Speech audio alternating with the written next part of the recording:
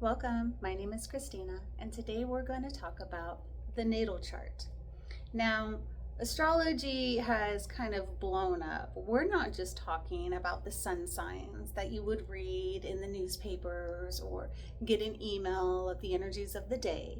No, we're actually looking at your charts, basically. We're going to go over how important the time of birth plays a role on the chart and why it is very beneficial to utilize your chart in conjunction to new moon and full moon ceremonies, and also why you should not share your chart with the world, basically.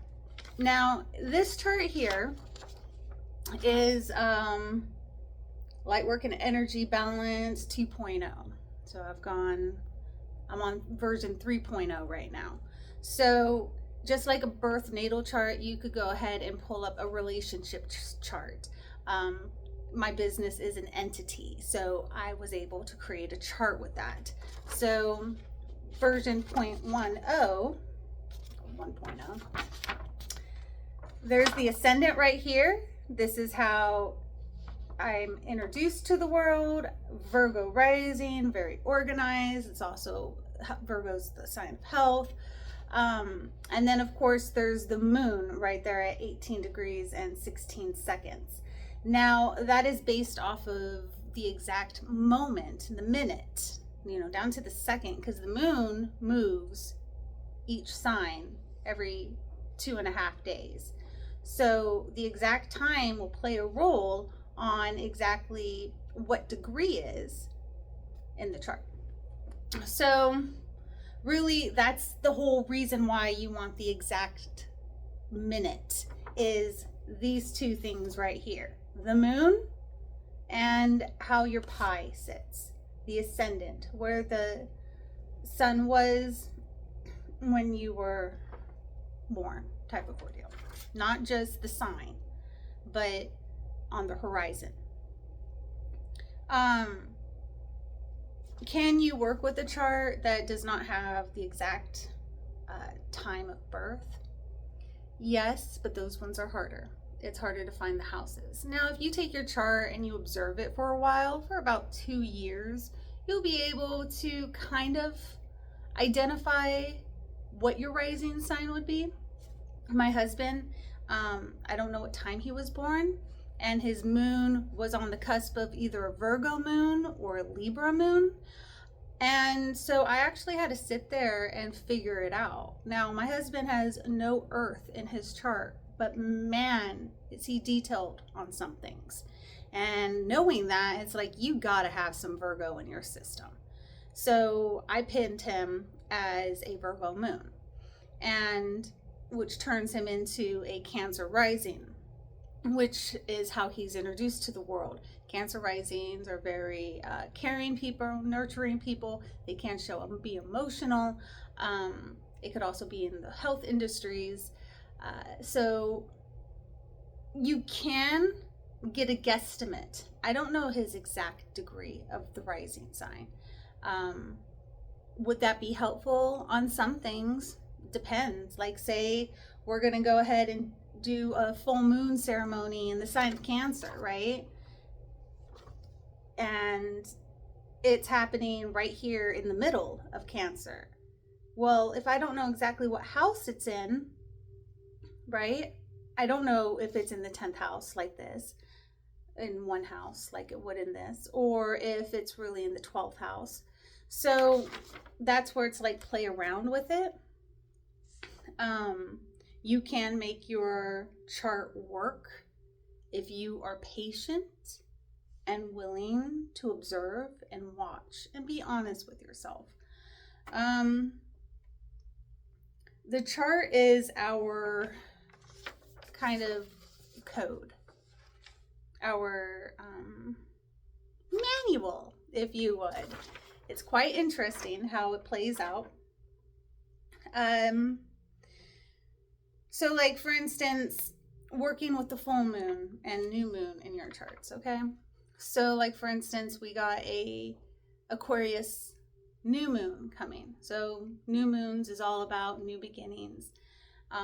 In the natal aspect, my new moon in Aquarius this time around is going to happen in the 11th house of community, friends, things of that nature. So I know that with me and my natal placement, I want to focus on an intention along those themes. Now, in this chart, it would actually be in the 5th house of pleasures, children. I'm drawing a blank.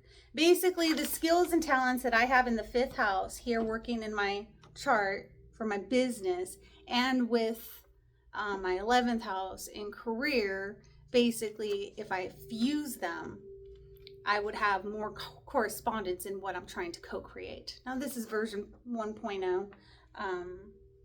This isn't the exact chart for my business.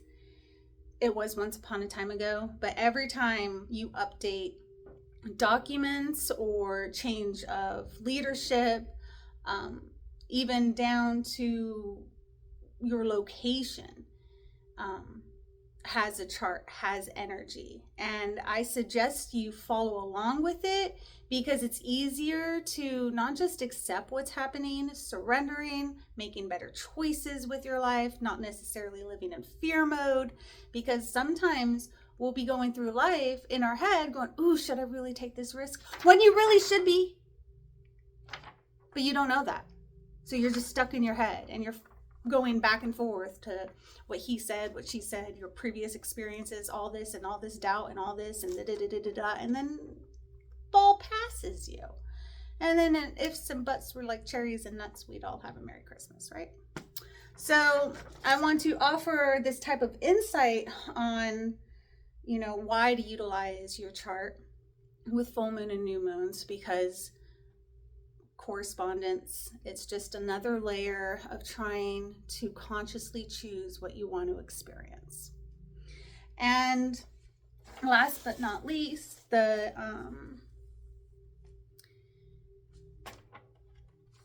your natal chart is a snapshot of the energy that you carry on this planet.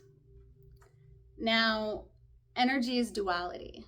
There's a higher octave for something and there's a lower octave.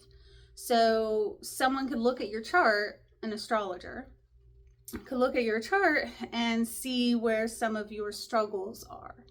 Now, there's different themes into those struggles. So that's where there's no prediction. The only thing astrologers can do is guess on themes, because each house, each planet, each degree has a meaning to it, which actually mirrors how it plays out down here on Earth, which is, as above, so below, as within, so without. This is just showing you, and that's another thing. This here, bottom, is what you see. That's you. That's how you were born or built, type of ordeal. This is what other people see. So I think that's interesting too. It's not necessarily as above, so below, as within, so without, but on the charts, the first 6 houses is how you're developing a lot of inner stuff. It's all you. And then the top layer, everyone sees it. It's more involved, interactive outside. Your relationships, which is this way, your relationships or your career, or whatever. So yeah, I think it's really helpful on so many things. Do you share your charts with people? Now, one of my, I'm going to be offering chart readings, and one of the perks is you're going to be getting a chart. Not this, it's going to be more fancy, to hang up on your wall. So whenever you're at your house or home or whatever the case is, and you're wanting to follow astrology or the weather reports or things of, you know, the energy weather reports or whatever the case is, you'll have the chart off to the side and be like, oh, okay, it's happening in my 7th house. Good to know. I want those charts available so it's easy for you, because sometimes you can't always pull it up on the phone, or it's behind, you know, 100 different pictures or whatever the case is. So I personally don't think it's a big deal sharing your chart. But at the same time, there are some people, some astrologers that will use caution. I had one teacher basically say, you know, every time you let someone look at your chart, you are opening up your energy. And then another astrologer would always ask for permission to share the charts or show the charts. Now, in probably my unpopular opinion, with them being themes, the only reason why it's so personal is because you're the one that experienced those themes. So you know the details. But people reading it won't, unless you say, yeah, that did happen, or this experience showed up in my life. And then when the astrologer hears a theme that actually happened, then a lot of pieces get put together. So follow your heart. If you want to post your charts on Facebook saying, hey, help me interpretate my chart, go for it. I've done it. But if you feel you don't want to be exposed, then don't. Follow your heart. So that's just basically a little bit about why the time is important in your chart, why to work with the moon and correspondences in a chart, and why to share your information on your chart or why not. So this is the first little episode of Astrology 101 with Christina. I hope y'all have a magical day. And if you have any questions, please email me and comment below. If you've hit this far, gotten this far, yeah, I'd like to know. So y'all have a magical day. Chat soon.